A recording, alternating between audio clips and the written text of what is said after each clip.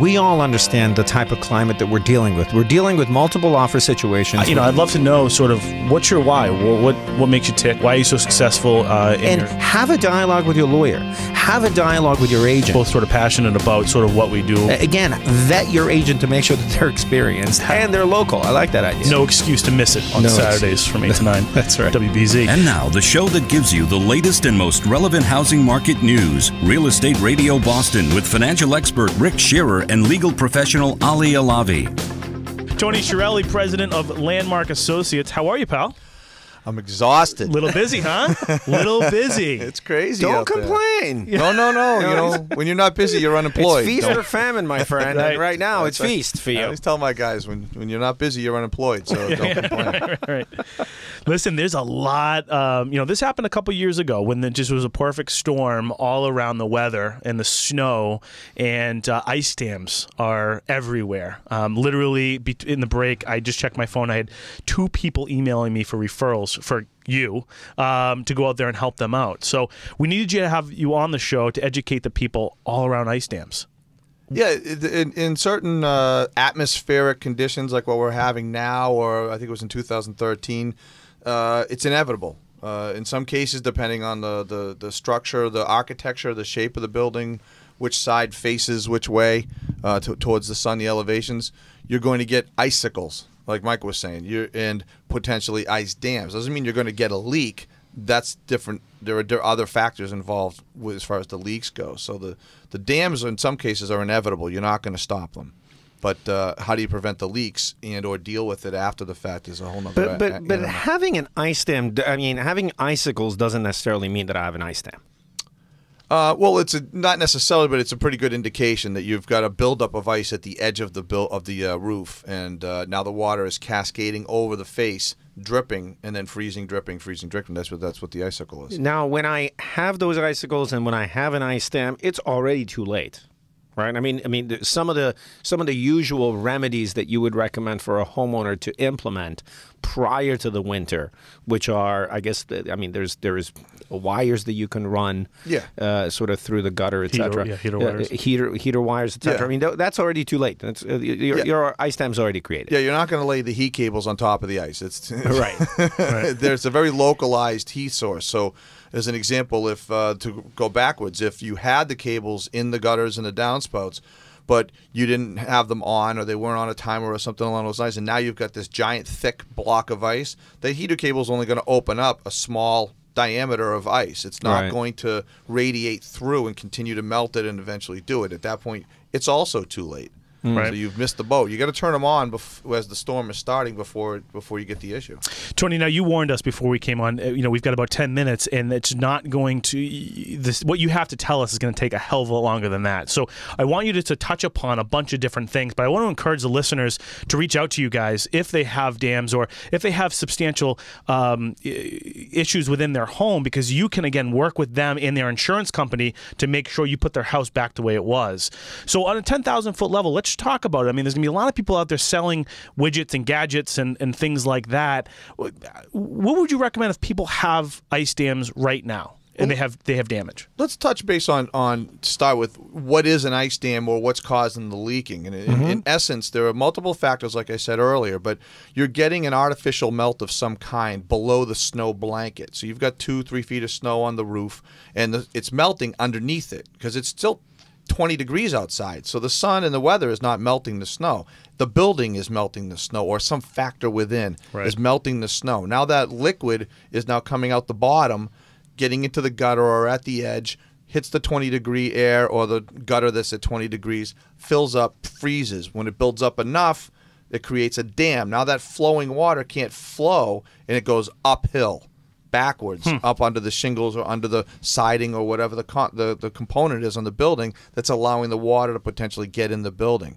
Depending on where it's happening and whatnot, and how the roof was put on, if there was adequate ice and water shield or sealants and different things, it may not leak. So it'll just keep building up, but it won't leak. So that's the essence of the problem is an artificial melt of the snow blanket. That's what's going on. Does that sort of indicate the fact that my house may not be well insulated?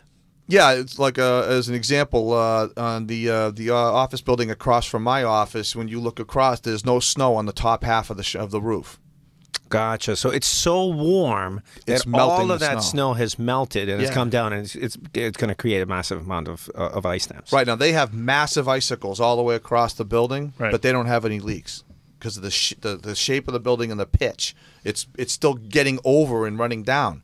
Gotcha. But it's not going in the building. Well, you use the term yet. Eventually, that could happen if it was continue to go. Gotcha. Okay. But Now, would you recommend for someone to? I mean, obviously, if they hire you, you'd go there. I mean, one of the first steps would be to remove the snow, perhaps. yeah, I mean that's the thing. The snow is the water source. So Gotcha. if you've already got the dam and you've got the leak, you've got to remove the snow. Now, a lot of people will say, well, you get the snow rake and you take off the bottom 4 feet of snow from the bottom edge. Okay, and then when the snow above melts, where's it going to go? It's going to go to that new clearing and Right. freeze up again. Gotcha. It also, what the theory is that you've got the eave that sticks out past the wall. That's not an insulated place, so that's going to get the air, and if you've even got good ventilation, that's going to then freeze that spot. So that's where you see the heat cables will go up on that roof along that area. But you can't just have them there. You've got to have them in the gutter and the downspouts as well.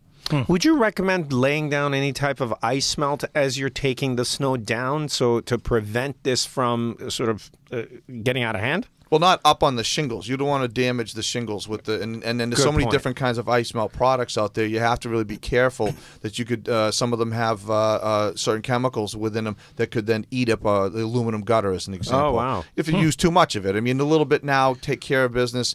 You know, maybe it'll wash itself out, but there's always that risk. There are organic products out there that we're familiar with, and some contractors are familiar with, that you can use. It won't damage the shingles, the walls, the siding. Yeah, because I've heard you can take wow. pantyhose and put ice melt in them, throw them on top of your roof, and then it will Leach in, I think, into yeah, it. to the ice. But it all depends on the ice melt you put in there. Right, Is that what you're saying? and that'll work, but you've got to get it down on the surface. So, and it's only going to take care of what comes down below. So now you've got that salty water running into that block of ice that's at the bottom already. So how effective is that? Because it's now the downspouts aren't full of salty water; they're still full of ice. Right. So you have to work through it and get yourself to kind of a clearing point, if you will. So if the dam is giant and big enough, the water that's now backing up behind it, then maybe the first answer is to create channels of openings, so now the water can get through and go over the top of the now clogged up gutter. But it's now getting out, so it's not getting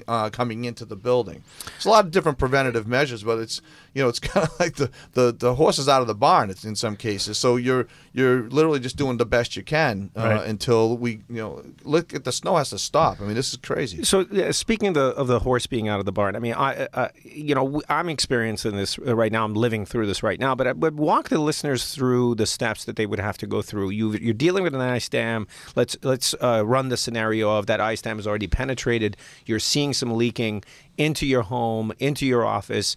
I mean, that's something that the insurance company would cover, I'm assuming. The damage inside, yeah. Okay. And so what are some of the steps that a homeowner would have to go through in order to be able to get coverage and get repairs done? Well, you always want to try to mitigate the damage. So you want to, like I said, you want to get rid of the snow, the source, and then, if possible, use, like I said, ice melt or other components. You want to be very careful if you're chipping the ice, that you're not chipping all the way down to the shingle or into the gutter, because you're just going to create holes and you're going to cause yourself more problems This later. past Wednesday, there was a massive fire that was started as a result of the fact that someone took a heater to the icicles, trying to melt them down. I mean, I think that's a horrible idea. blowtorch up on the thing with the blowtorch. Yeah, I heard a guy got arrested because he had a flamethrower from World War II. He was flamethrowing his house. Yeah, I would have just let him go and burn it down, because you clearly Weed don't those know. people out anyway. No, we don't condone that kind of behavior. No, they arrested him. Right, exactly. But okay, so you can file a claim, you can get coverage, but ultimately they need to call you to be able to provide them with all the realistic remedies that are available. How do they reach you, Tony? They reach me at the office at 508-482-0104, or you can reach on the email at Tony@landmarkassoc.com. Okay.